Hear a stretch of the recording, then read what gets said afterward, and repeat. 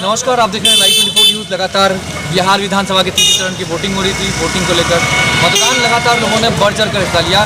किशनगंज की जहां तक बात कर रहे हैं हम, किशनगंज में लगभग 65% जो है वोटिंग हुई। लोगों ने मतदान जो है बढ़ चढ़ कर किया।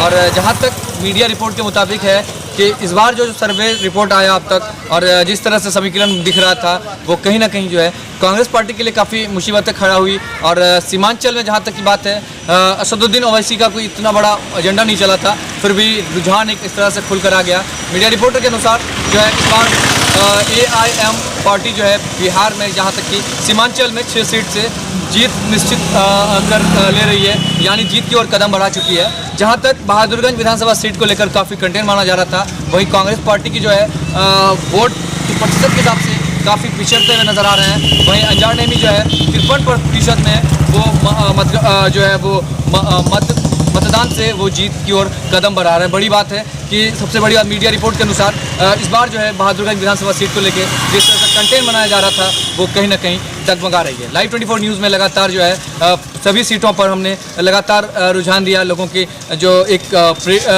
प्रेरित थी, लोग जो जानना चाह रहे थे, वो लगातार टेलीविज़नों में, अखबारों में लगातार लोग बने हुए थे। लोग जानना चाह रहे थे कि बहादुरगंज सीट पर क्या होगा या किशनगंज जिला के 4 सीट पर क्या नतीजा होना है। वो सारा कुछ जो है लग रहा है। अब मीडिया रिपोर्ट के अनुसार बताया जा रहा है कि 53% में यहाँ पे बहादुरगंज में AIM जो है जीत की ओर है। कोचाधामन सीट पर जहाँ तक की बात है, वहाँ 53 से 55 के बीच में कोचाधामन जो है मीडिया रिपोर्ट के अनुसार वहाँ पे इजहार-ए-इस्तीफ भी जीत की ओर है। हालांकि जहाँ JDU की बात है, JDU के विधायक रहने के बाद भी मास्टर मुजाहिद साहब काफ़ी पीछे दिख रहे हैं। ऐसे में विकास जो था, एक विकास की जो गंगा थी, वो कहीं ना कहीं डगमगा गई। और जो जहाँ तक विकास के नाम पर फोकस था, वो कहीं ना कहीं पीछे दिख रहा है। और काफ़ी जो जिस तरह से लोगों के अनुसार क्यास लगाया जा रहा था, जो किशनगंज की जो जनता की जो चाहत थी, वो कहीं ना कहीं जो है अब पीछे दिख रहा है। और लोगों का जो एक बदलाव की नज़रिया जो चल रहा था, वो इस तरह से फ्रंट लाइन पे आ गया और लोग इस चीज़ को क्लियर कर लिए कि नहीं, हमको बदलना चाहिए। और लोगों का एक रुझान भी चला था काफ़ी।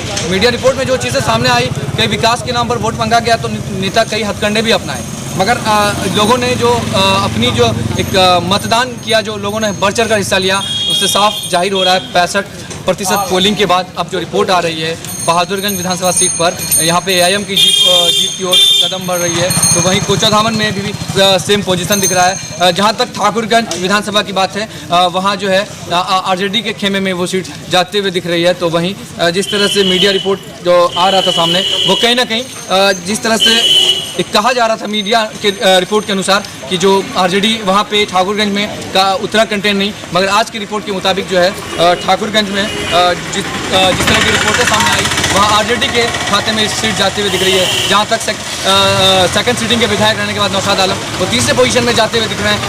वजह यही रही कि विकास जो एक भाव था, विकास के नाम पर जो वोट था, वो कहीं ना कहीं डगमगा गई। और इसीलिए लोग जो है शायद बदलाव की भावना से दिखने लगे। जहाँ तक किशनगंज की बात है, किशनगंज में BJP वर्सेस AIM के बीच काफ़ी कांटे की कंटेंट थी। अब जो है वो भी सीट जो है वो भी क्लियर होता दिख रहा है कि वो भी सीट जो है वो AIM के खाते में दिख रहा है। लगातार असदुद्दीन ओवैसी का जो दौरा था सीमांचल के लिए, वो कहीं ना कहीं कामयाबी की ओर दिख रही है। जहाँ तक बात कर ले हम बायसी की, वहाँ फिर से जलील मस्तान की ओर सीट जाते हुए दिख रही है, क्योंकि जहाँ अख्तरुल ईमान काफ़ी कंटेंट दे रहे थे, किसी का वजह से वो काफ़ी पीछे डगमगाते हुए दिख रहे हैं। तो वहाँ पे जलील मस्तान साहब फिर जीत की ओर कदम उनका बढ़ता हुआ दिख रहा है। तो और सीटों की बात कर लें हम, बायसी से अमौर विधानसभा में ये हालत है। और बायसी तक जहाँ तक लें, रुकनुद्दीन का जो टक्कर था, वो भी क्लियर हो चुका है कि वो भी उनकी भी कदम जो है जीत की ओर दिख रही है। लगातार मीडिया रिपोर्ट के अनुसार सीमांचल के 6 सीट में असदुद्दीन ओवैसी का झंडा जो है वो लहर चुका है। और ये मैं मीडिया रिपोर्ट के अनुसार ये क्लियर कर दूं कि 6 सीट में असदुद्दीन ओवैसी को सीमांचल में मिल रहा है। RLSP की जहाँ तक बात है, वो 2 सीट पर अपनी झंडा लहरा चुके हैं, यानी टोटल मिलाकर 8 सीट जो है असेंबली पहुँचने की ज़्यादा संभावना है। मीडिया रिपोर्ट के अनुसार जो लोगों का जो एक भावना थी कि बदलो और बदलाव ज़रूरी है, वही चीज़ें सामने आ गई। मगर जिस तरह से देखा जा रहा है कि लोगों का जो नज़रिया था, जो रुझान था, हमने लगातार लोगों से संपर्क बनाया हुआ था, जनता से हमने सारी समस्याएं उठाई। और लगातार मीडिया रिपोर्ट जो है वो लगातार हमने विकास कितना हुआ है, सारे मुद्दों को हमने जनता तक रखा। हमारी यही पहल थी कि बिहार में बदलाव होगा या चौर होगा। मगर ये भी मीडिया रिपोर्ट के अनुसार कि 179 यानी 169 सीट जो है RJD के खेमे में जा रही है, जिसके कारण तेजस्वी यादव नए मुख्यमंत्री बिहार के बनेंगे, ये भी तय है।